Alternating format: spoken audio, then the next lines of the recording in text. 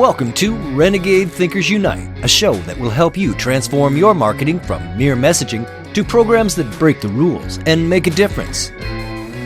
Join the movement today and learn non-traditional techniques that give you an edge. Now, here's your Chief Marketing Renegade, Drew Nizer.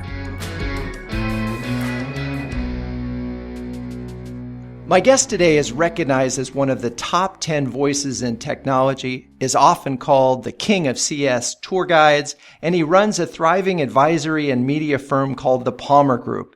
He's on TV all the time. His daily newsletter is a must-read for anyone interested in tech trends. 650,000 folks subscribe to it. You can find one of his columns on Ad Age, and as of this second, Shelly Palmer is on Renegade Thinkers Unite. Welcome to the show, Shelly. Thanks so much. And thanks to coming into my luxurious studio here. It is luxurious, Drew. It is. This is the lap of audio production luxury. I'm in it. I'm honored. You are, yes. Well, thank God that this technology has made it here. So Shelly and I met actually 7 years ago when I wrote about you for a fastcompany.com story, and you were the quintessential example of a personal brand. By the way, I reread the story yesterday in prep for this, and the conclusions still hold true, which is remarkable. And you look exactly the same. So here's my question. Do you have like some anti-aging tech to go along with all this other tech? Oh, Drew, cut me in half, count the rings. I have aged. Trust me. If I'm not smarter, I'm wiser, at least at this point. We're all trying to get wiser. So here's it's been 7 years. What's new in your business? What's changed over the last 7 years? Oh, wow. It's a dramatically different world, obviously. And we've had to adapt like we teach in our consulting practice. We've had to adapt as well. Our business is a strategy and solutions company now, which is new over the last, I would say, 3 some odd years. A while back, we had the opportunity to help our clients specify the kinds of things they needed in their world, the dashboards, ways to approach data science, ways to approach, at that point, nascent machine learning. No one was talking about AI at the time, but there were all kinds of algorithms being used and applied, machine learning algorithms to help approach big data sets and to get the most out of them. So now, today, we have 4 divisions at the Palmer Group. We've got the strategy organization, which I head up, and that's strategic advisory. And we've got 7 wonderful senior advisors, and we go out there and we try to help our clients with digital transformation and navigate and just ways to navigate consumer experience in a changing world. And that's got to be tricky. I mean, because it is changing so fast. And I'm going to throw one out there right now because it's amazing. So there is a tremendous amount of hype about Watson and Einstein, for example. And I had the CEO, Alan Trefler of Pega, here in this very studio. And this luxurious studio. And he basically called BS on Watson. Yeah. Give me a second on that one. I'm going to take you through the other 3 divisions of the Palmer Group, and then we're going to go to town on hype and mythology and silliness. Okay. So the other group is an engineering group or a solutions group. We do full stack engineering for our clients. We've got some great front end people, amazing back end people, and we are spending just a lot of time building solutions for clients. So we say strategy and solutions. We literally build MVPs, and we're building actually end-to-end solutions for several of our clients. We've got a lot of coders, and we're looking for more. So if you're listening and you're a React.js programmer or you're a Java or JavaScript programmer, call us immediately. And we'll give a phone number. Actually, we'll put it in the show notes. We'll put a link to the We're Hiring page on the Palmer Group. But I have a question. What's MVPs? A minimum viable product.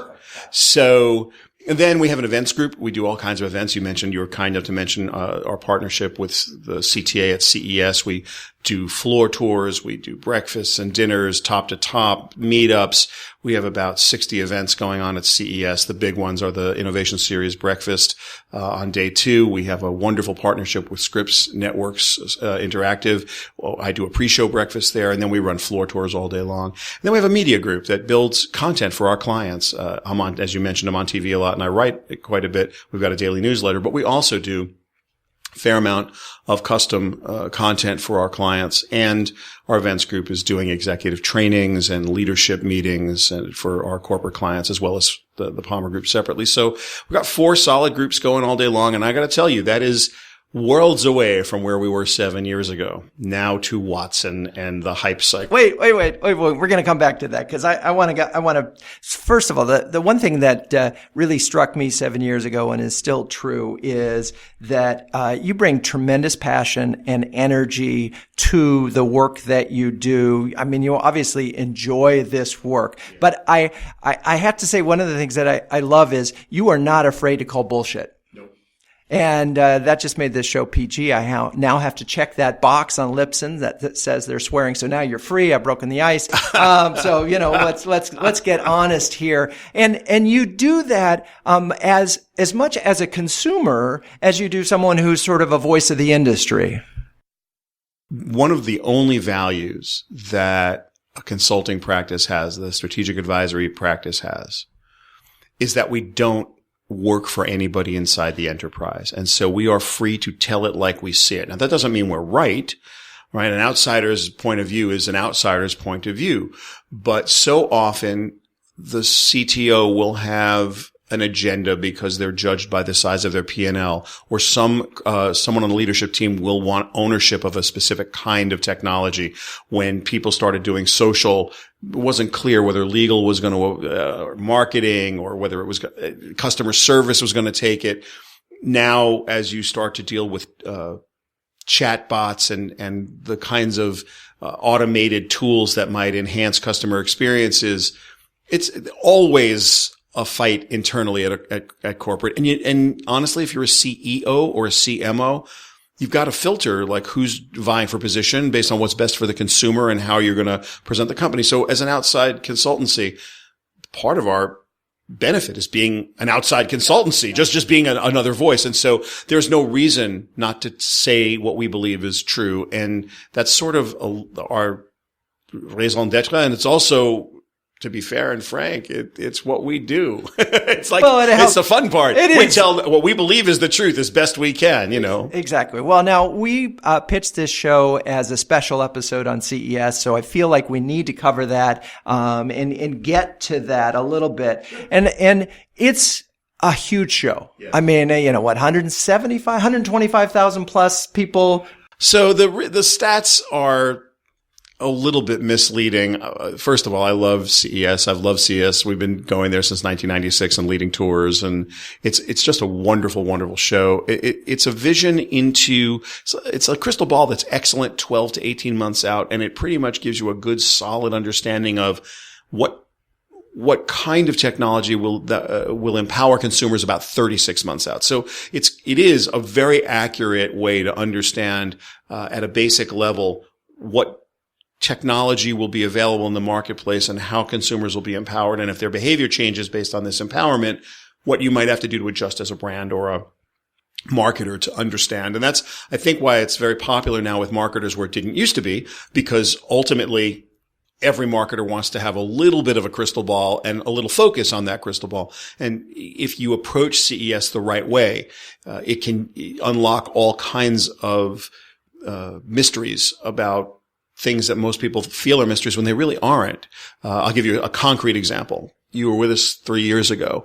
We would have showed you at Intel the RealSense chipset and stereoscopic cameras and various kinds of advanced accelerometers. And the demos that were being done there have had in some ways a lot to do with what's happening right now, and in other ways a little bit to do. So what I mean by that is, you knew 36 months ago that there would be stereoscopic vision in the iPhone 7 Plus, whatever it was going to be named.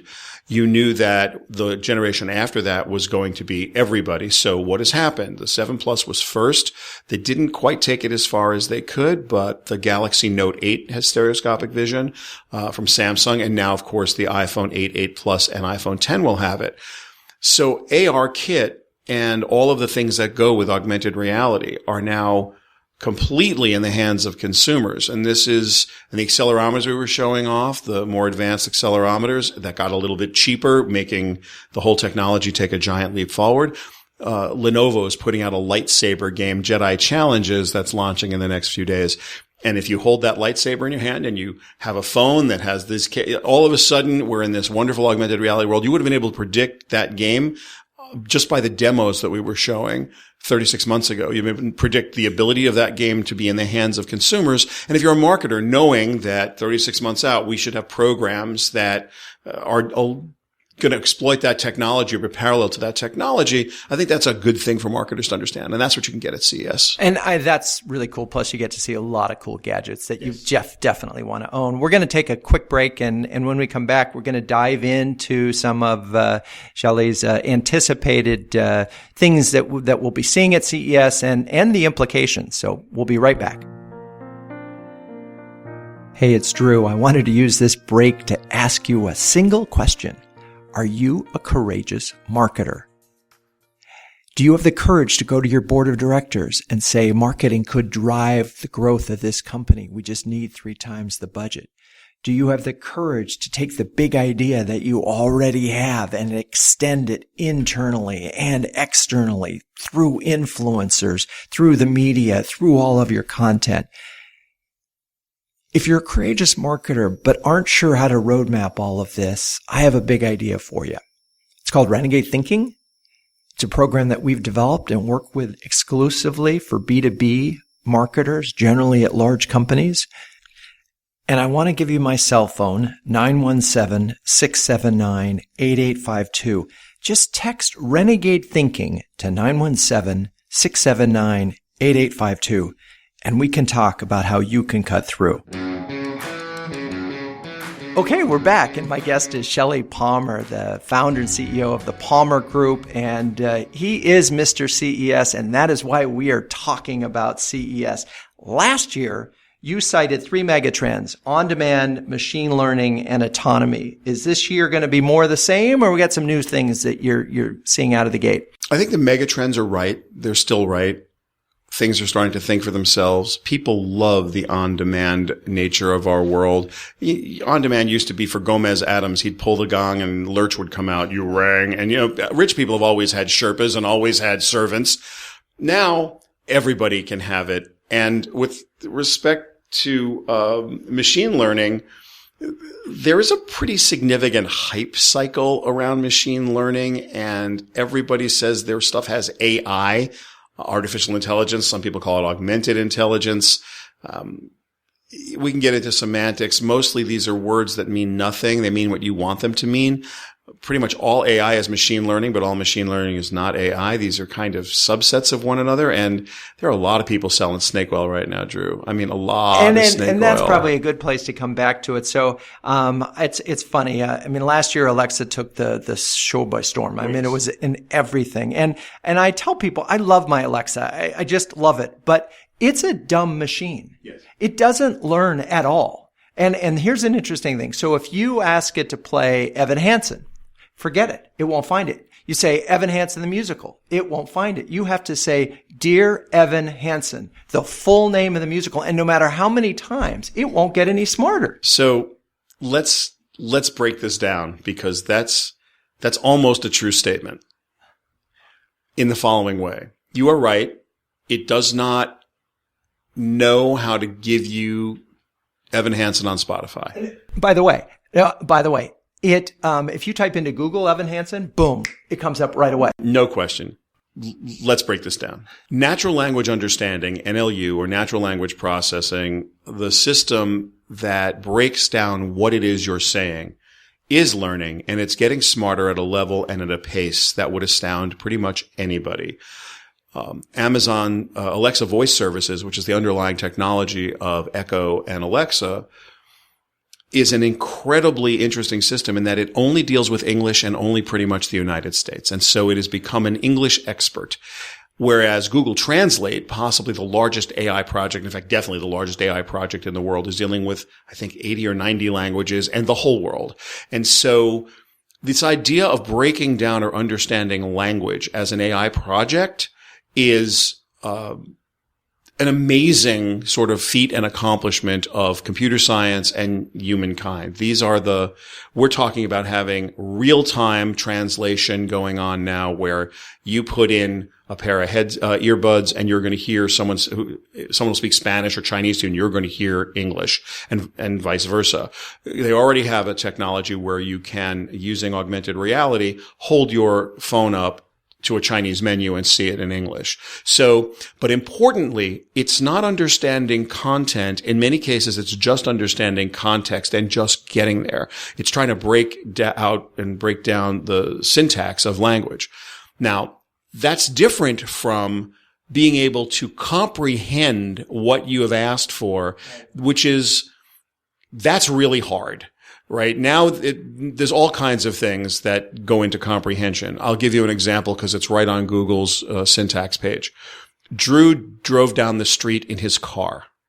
Now, a human being knows immediately that cars go on streets. That's what happens. But if you break that down, there's a thing called a prepositional phrase attachment ambiguity.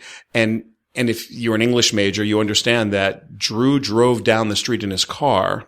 That street might be in your car. The computer has no way to parse that. Drove and in, you drove down the street in your car. So a computer would need some kind of context, because in an AI environment where you are putting together a neural network and it's going to learn by trial and error, then something in its trial and error has to explain to it contextually that human beings don't have streets inside their cars, that cars go on streets. Drew drove down the street in his car. So that's an understanding and a comprehension problem that has nothing to do with what did I just say to you, how bad is my accent, how well do I speak English.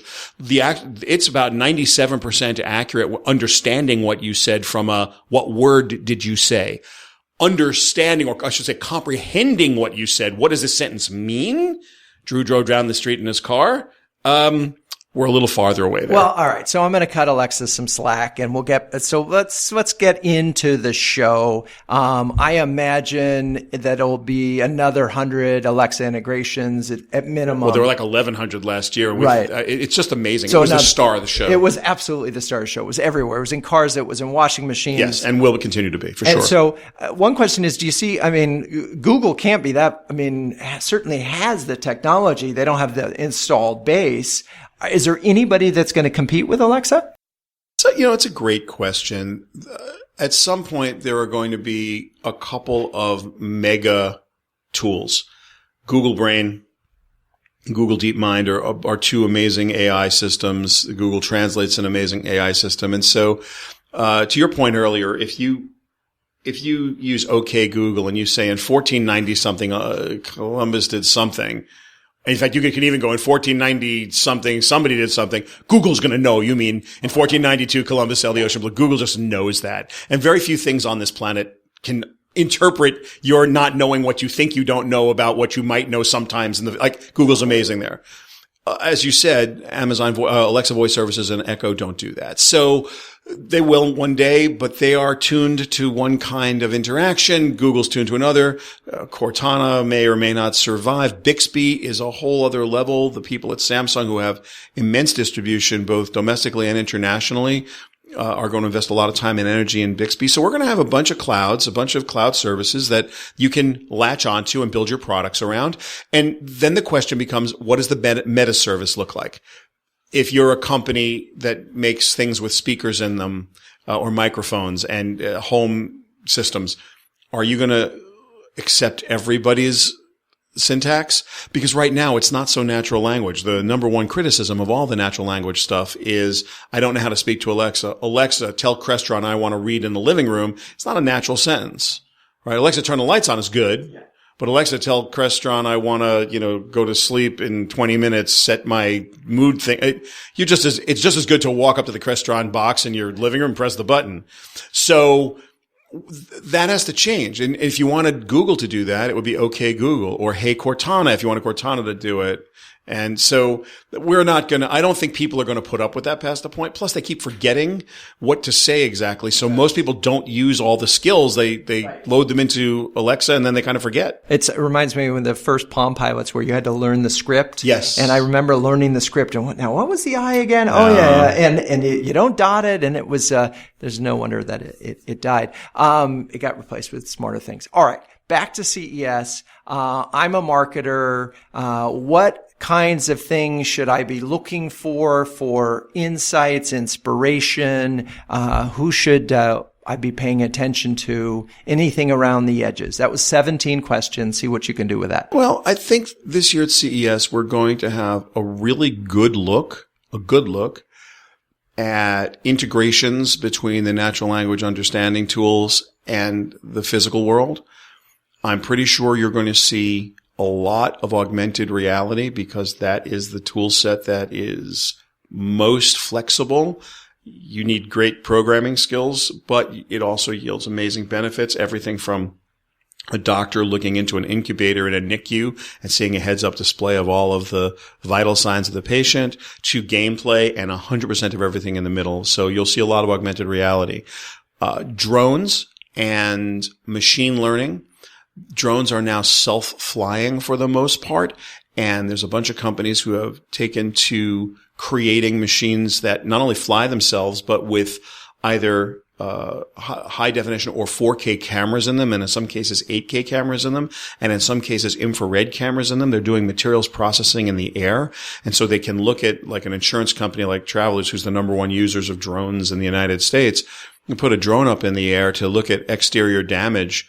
They can understand what happened to your roof in the air and file and process your claim without having someone go out to your house. So this is, when you think about a hurricane like we've just had, and the ability to quickly process and quickly get people the help they need who are insured, you'll see a lot of that at CES. A lot of drone companies showing off their ability to have not only self-flying drones, but and programmable that way, but drones that can carry bigger payloads, can take better cameras with them, and fly in inclement weather or in adverse conditions that you wouldn't have seen before. So the drone story at CES is going to be pretty big. And of course, the cars are going to be out in force.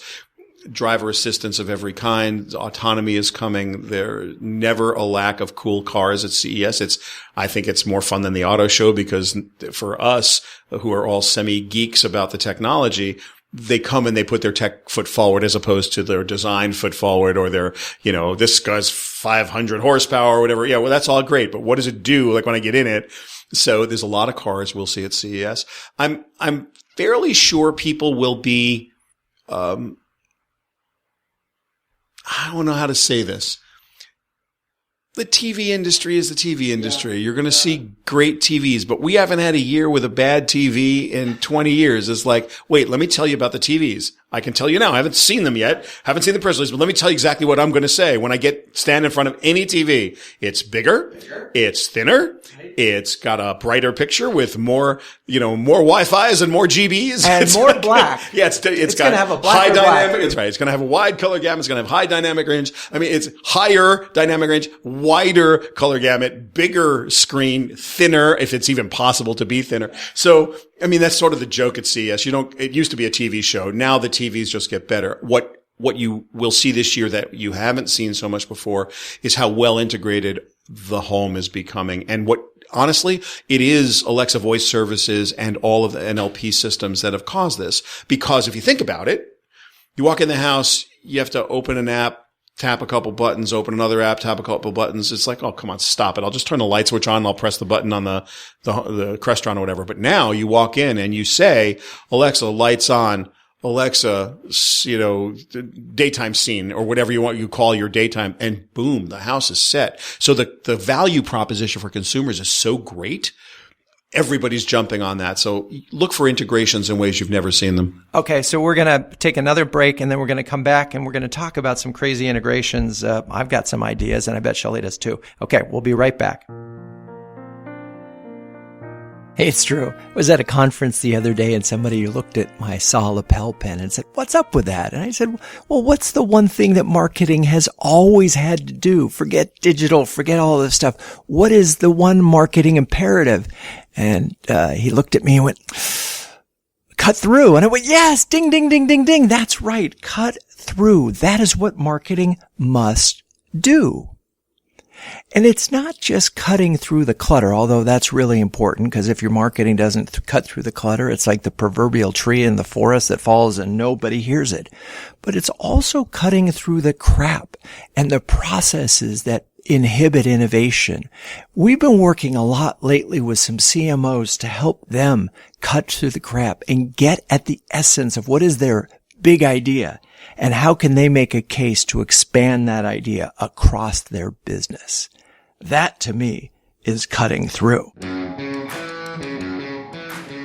Okay, we're back. We're going to sort of wrap up this special CES episode of Renegade Thinkers Unite. And we were talking, there are a couple of things I wanted to sort of explore a little bit more deeply. One is crazy stuff in terms of integration. I had a silly idea that I think we should have Alexa and Kleenex be together so that when after you've blown your nose or you sneeze, it'll say Gesundheit, right? So, but I, you know, as far-fetched as that mashup is, sort of, you know, a floor wax and a dessert topping, we're going to see some really interesting integrations coming forward. So Alexa Voice Services is only one of the entry points to NLP and NLU.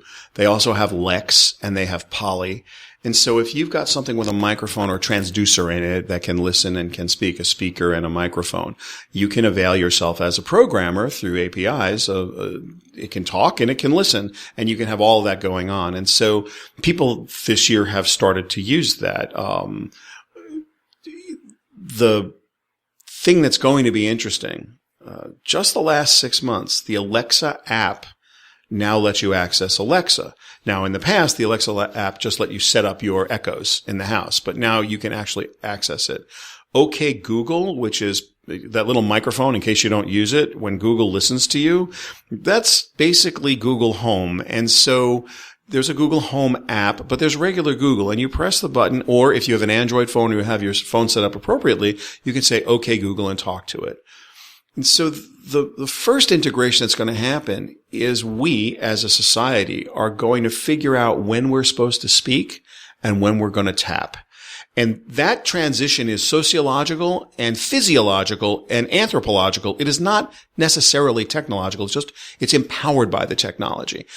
What moves this needle, Drew, what takes this down the path is when people change their behaviors.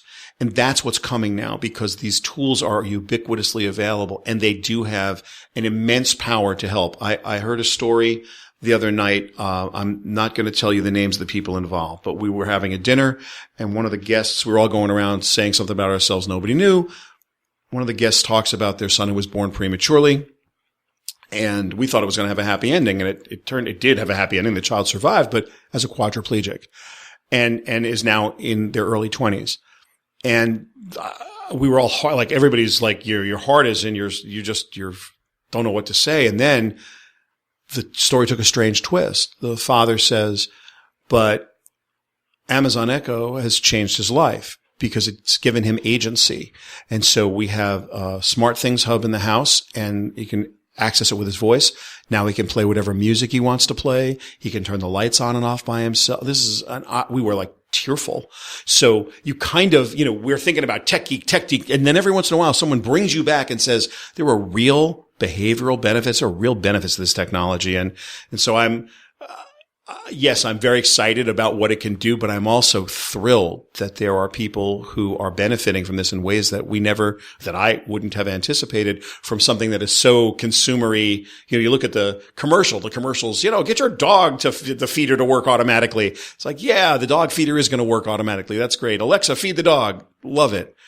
Alexa, play such and such on Spotify to someone who doesn't have full use of their arms and legs. That's amazing. So we're looking at a transition now in when do we speak?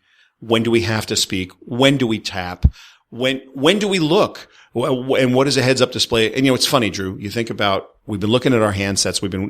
distracted driving, distracted walking. People are, you walk on the streets of Manhattan, as you and I do. People are looking down at their phone and walking. They've sort of mastered this art of doing whatever they're doing on their handheld device and trying to walk down the streets of Manhattan, which is, and you see them in the middle of the streets too sometimes, thinking to yourself, you couldn't look up to cross the street. Like, is that even evolutionarily stable? Right? But can you imagine the next phase where you have augmented reality and everyone's holding the phone up to their eyes and looking at the world literally through the phone?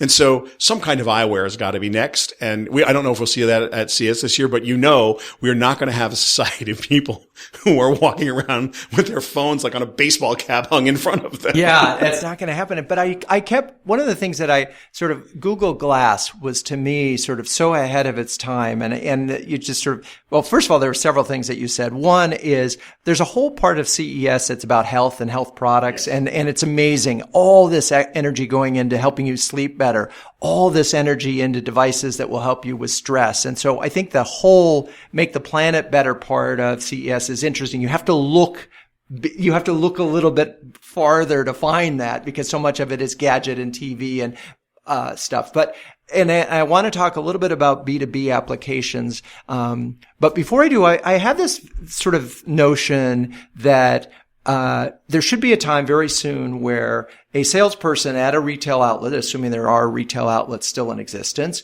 has the ability to sort of facial recognition software in their glasses, recognize the person, said, oh, that's Shelly. Last time he was here, he bought a green shirt. He probably doesn't want another green shirt, but he wears a large, and he always buys on sale. So let's, without being creepy, just walk him over. Hey, there's some shirts over here on sale in your size.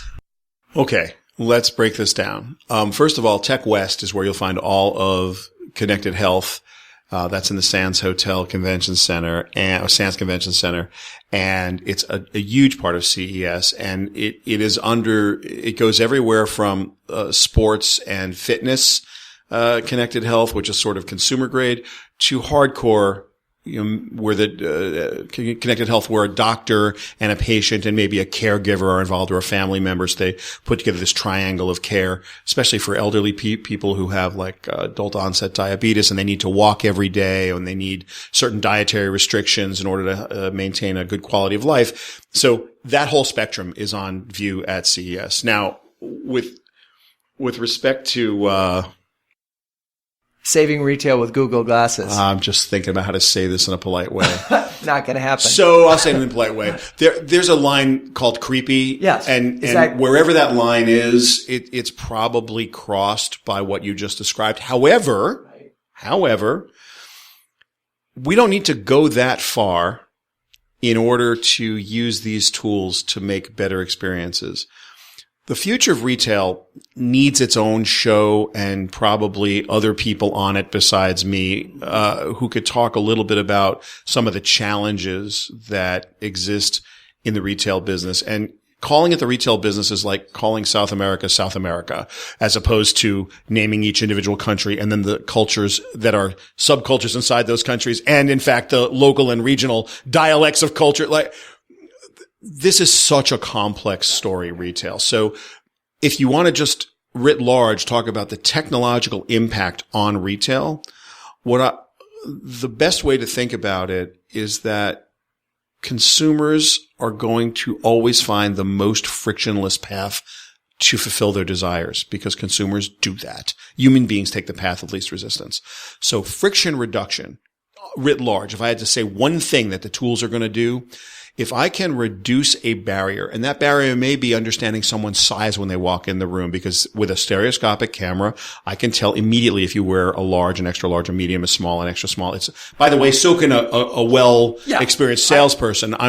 Right. I have a friend who has a parlor trick, can always guess the shoe size of a woman. Always. Just everybody. He used to sell shoes. But you can very quickly and easily make some guesses using algorithmic tools, mathematical tools. If you look at how someone's dressed from a color story, you can take a good guess at what they might be able to do. The best retail experience I ever had buying neckties back in the day when I wore neckties was at a department store in Manhattan. And it wasn't until 4 years into my experience there that I learned that my tie salesperson was colorblind. And I was like, excuse Perfect. me? How is this possible? He goes, no, I'm red-green colorblind. I said, but Jeff, you've been picking out my ties for 4 years. How does this work? He goes, oh no, I'm great at that because I can only and he had this whole explanation about why my colorblind tie guy was the best tie guy in the world. So there are ways to enhance a retail experience, any consumer experience that will reduce friction. Look for that as the macro. All right. So I want to sort of focus a little bit on B2B because most of us think of CES as this consumer show. Mm-hmm. That was it's named the Consumer Technology Show. But nobody's fault. There are lots of B2B applications for all of this emerging technology. And you started to talk about it with augmented reality, and doctors using that to help them. I keep thinking there's going to be more and more use. I mean, KFC, I had them on the show where they did a VR experience to train cooks. It was not really about training cooks. It was a marketing ploy, but it was cute. It was really cute. Yeah. And it was an interesting way of bringing but the notion of using VR and AR as a training tool. So we can talk a little bit about B2B at CES through the following lens. As a marketer, as a technologist, as a senior executive, as a strategist, as a CEO, my goal is to somehow find a better metaphor than the Gretzky quote, skate to where the puck is going to be, not where the puck is. The Corp Dev and Biz Dev at CES is about putting together industries that ordinarily wouldn't get together. And today, that's really happening everywhere. We had a summit, Palmer Group Summit a few weeks ago, and we had someone from the kitchen and bath industry, someone from the augmented intelligence industry, and somebody who was a head of an oncology association. And I asked a question. I said, well, I use the bathroom, and you guys have sensors that you can put in the toilets that you manufacture, and you have augmented or artificial intelligence or machine learning that can analyze and pattern match against those samples, and you are an oncologist. Tell me what happens in a world where I basically use the bathroom and I have a health outcome that I wouldn't have had. Well, in the next 20 minutes, we invented about 1,000 new jobs. And of course, during the break, 3 of those people got together and started talking seriously about but they're not 3 people that would have gotten together ordinarily. At CES, that happens 1,000,000 times a day because we put together those kinds of things at the Palmer Group. We put these kinds of meetups together where you take somebody from automotive and you take somebody from augmented or artificial intelligence. You take somebody from sensors. You take somebody from visualization tools. You put them in a room and they all of a sudden come up with a new way to do invariant maps with LiDAR that will be used for other things than just navigating the car. And so these are the opportunities that happen at CES all day long. We try to facilitate them as best we can, but it's not just us. Just physically being at CES puts you in an environment where you can meet people who are scholarly, learned, and experienced in other disciplines. And that's the magic of the CES show. All these people coming together. And for B2B and Corp Dev, you can't find a more target-rich environment. And that's such a great place, I think, to sort of wrap up this episode. I just remember so many times. I've been going since 1988. I get one of those badges now. I'm almost going to get a 30-year badge. That where you sit on a bus on the way back because it's the only really way to get around. You sit on a bus to go back to the hotel. And I always look forward to that because I don't know what random engineer I'm going to sit next to. And I know I'm going to learn so much. I sat next to someone who was really deep into audio and sounds, and we got deep into that. I sat next to another person. In fact, I met a woman from Whirlpool there 10 years ago who started to anticipate and ended up being the new product person. And they've been doing some incredible things, bringing these mashups together. So I do think, and I encourage all marketers to spend some time out there, and some of it guided and some of it just random, because you need to let your mind open up, and you need to shameless pitch. So we do tours where we curate that stuff, and we also have featured exhibits and on our site. And we're for a lot of our clients, what we do the most is we say, look, these are the things you need to go see, just to sort it out, because it's a giant show. You got 170 some odd thousand people. You've got 3 million plus square feet of exhibit space. That's pretty much all over town. So it's not concentrated in one area. You've got the Sands, which is what they call Tech West, LVCC, the convention center, which they call Tech East. There's a lot going on in the Venetian. It's a big show. And then, of course, there are people who have outboarded all over the place the whole town becomes CES. So our job is to make it smaller. Do yourself a favor, whether you use us or somebody else. Research a little bit about who's going to be there. Go to CES with a plan and try to make the show smaller, because it is vast and there are real delineations. Randomly walking is fun for a little bit, but after a while, the serendipity factor just becomes information overload. So go to CES with a plan, go to CES with some goals, be willing to learn something. And, we dislike it when people say, I only want to see cars. And we dislike it when someone says, well, just show us what's cool.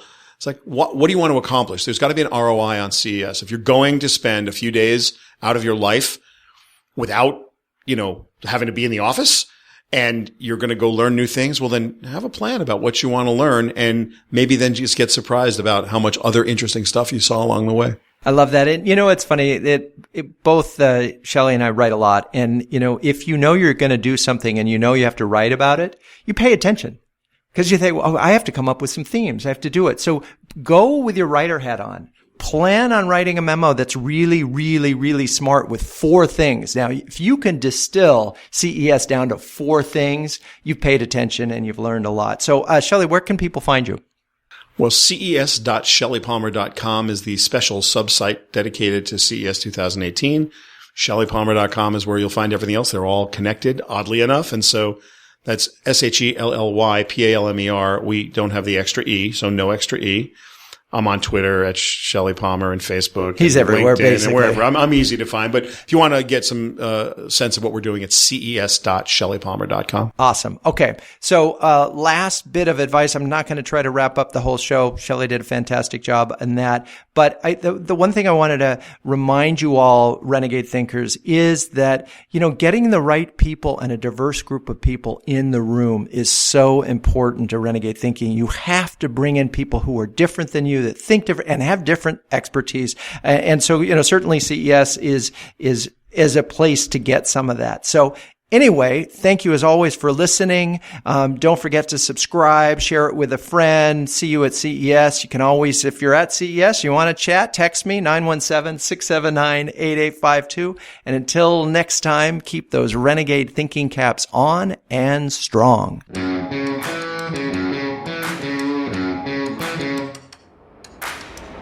This has been Renegade Thinkers Unite, but it doesn't end there. Just go to renegadethinkersunite.com for more and subscribe to the show. That way, you'll never miss an episode.